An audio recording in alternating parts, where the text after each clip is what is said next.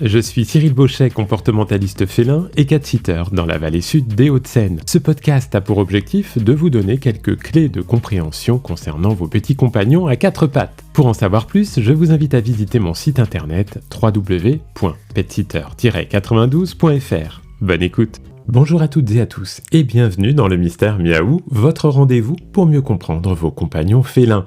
Aujourd'hui, on va parler d'un sujet très actuel, un peu à la mode, mais qui mérite qu'on y regarde de plus près. Merlin est bien sûr avec moi pour en discuter. Salut mon poilu préféré. Miaou. Oh, je sens que tu vas grincer un peu des dents dans cet épisode, Cyril. Ah, tu me connais bien.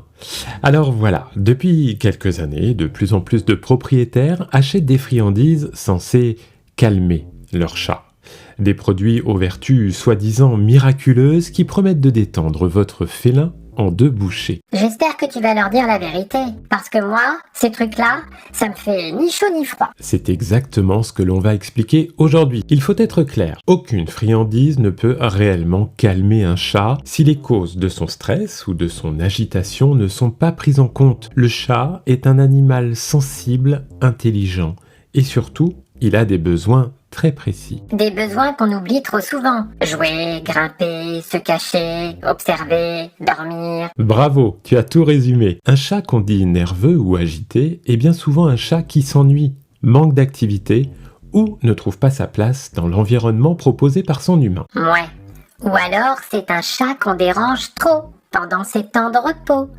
Parce que bon, entre la sieste du matin, celle de l'après-midi et la pré-sieste du soir, faut pas nous embêter quand même. Bien vu.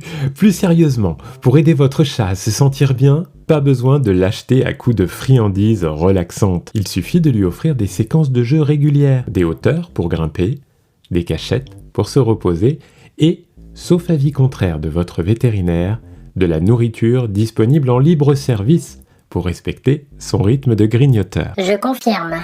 C'est bien plus efficace qu'un pseudo-biscuit à la camomille.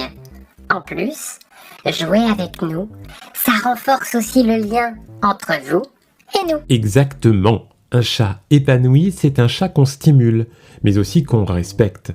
Il ne suffit pas de donner une friandise en espérant qu'il devienne subitement sage. Ce n'est pas un interrupteur. Et puis nous, on n'est pas là pour être calmés. On est là pour vivre notre vie de chat, avec nos moments d'excitation, de chasse, de repos. C'est ça qui nous rend équilibrés. C'est très juste. Alors, chers auditeurs, si vous trouvez que votre chat est trop actif ou difficile à gérer, demandez-vous plutôt, est-ce que je joue assez avec lui ? Est-ce qu'il a plusieurs espaces en hauteur ? Des cachettes ? Est-ce que je respecte ces moments de calme ? Miaou. Et si vous avez un doute ? Demandez à un comportementaliste félin, pas à une boîte de friandises. Merci Merlin. Une dernière chose à retenir. Un chat a besoin d'occupation, de jeu, de repos et de liberté. C'est ça la clé de l'équilibre et du lien que vous construisez avec lui. Eh oui, pas besoin de magie, juste un peu de bon sens et beaucoup d'amour. Parfaitement résumé Merlin. Merci à toutes et à tous pour votre écoute et à très bientôt pour un nouvel épisode de Le Mystère Miaou. Et surtout, offrez à vos chats ce dont ils ont vraiment besoin. Vous souhaitez adopter un chat ou bien vous vivez avec lui depuis déjà quelques temps? Je vous donne quelques conseils utiles pour rendre votre habitat idéal pour votre chat dans mon livre intitulé L'habitat idéal pour mon chat. Vous le trouverez dès maintenant à l'achat sur Amazon.